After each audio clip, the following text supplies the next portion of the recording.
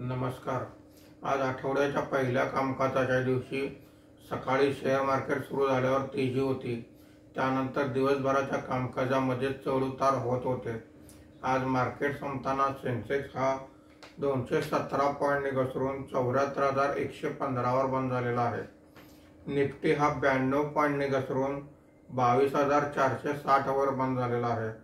Profit बुकिंगमुळे आज मार्केटमध्ये घसरण दिसून आलेले आहे। आजच्या कामकाजामध्ये BSE utility index 0.51%, BSE fast moving consumer goods index 0.11% वर आहे। BSE oil and gas index 2.13% खाली आहे।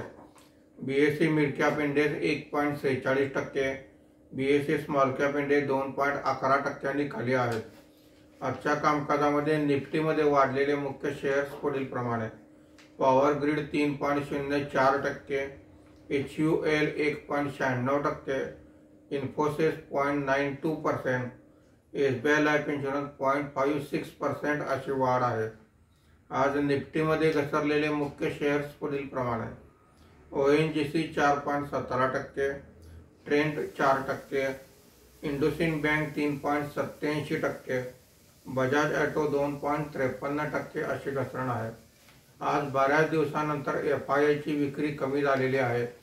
आज FIIने फक्त 485 कोटी रुपयांची विक्री केलेली आहे।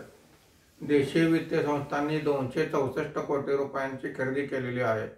धन्यवाद।